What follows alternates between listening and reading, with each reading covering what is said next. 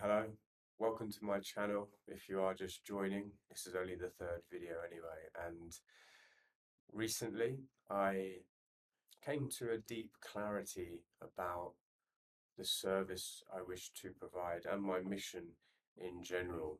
And the top line of this is to support people through their awakening, through the process of inner transformation or a spiritual awakening. And I truly believe firmly in my heart, and this has been my experience, that we're here on earth to come to this realization, to awaken to the truth of who we are.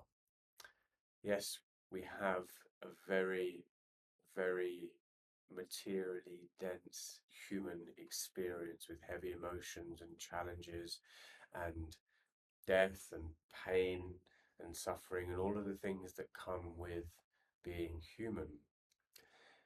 And yet, this is not the only reality, although it can seem like it because we're very, very attached to the idea I have of myself, my personality, my identity, this ego that we need to navigate this world. The ego is not a bad thing. Sometimes it gets associated with negative connotations depending on which sort of philosophical perspective you bring to it.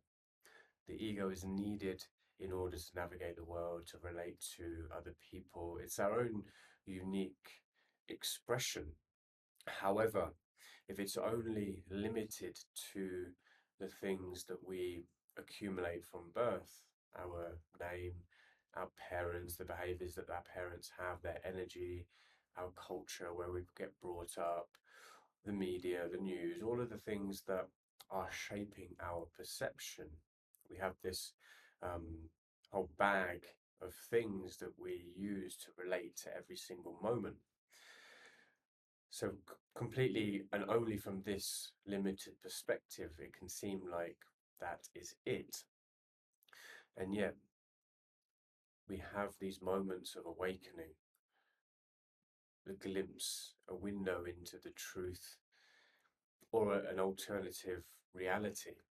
And so an awakening really is dissolving the illusions that mask the reality of this present moment. This may even be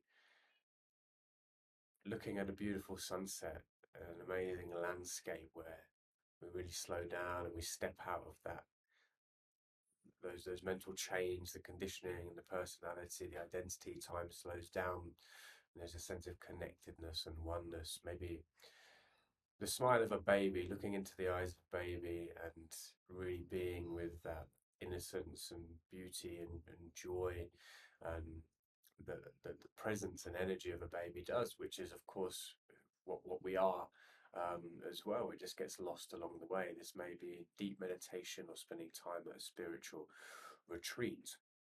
There is a collapse of this ego identity.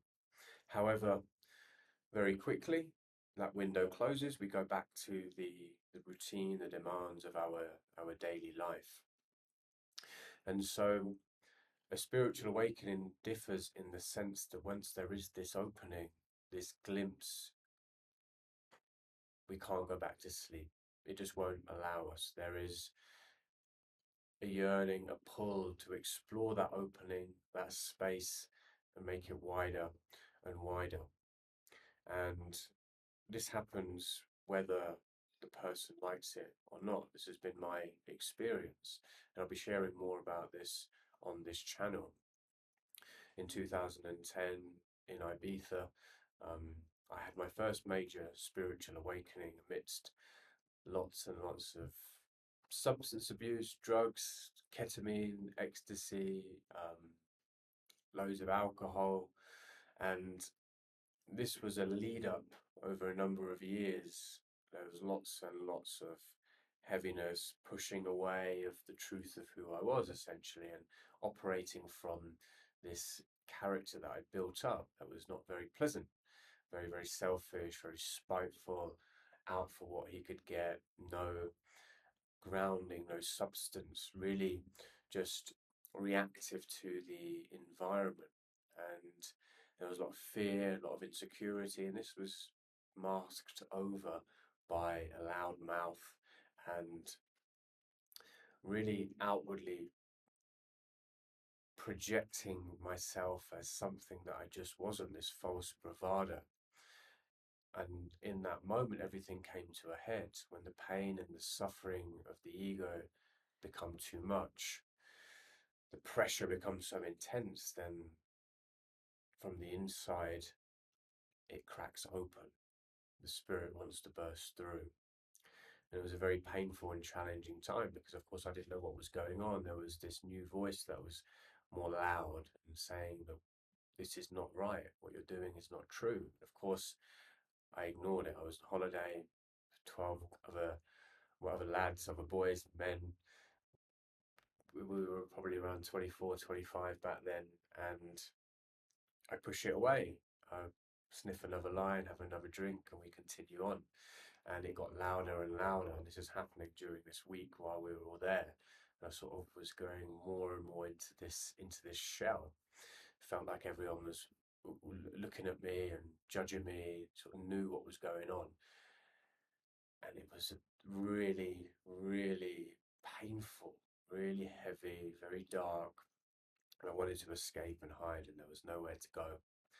And for the rest of that week, I continued on with this conflict, this inner wrestling back and forth to continue on what I was doing or to listen to this new voice that emerged from this space, this opening.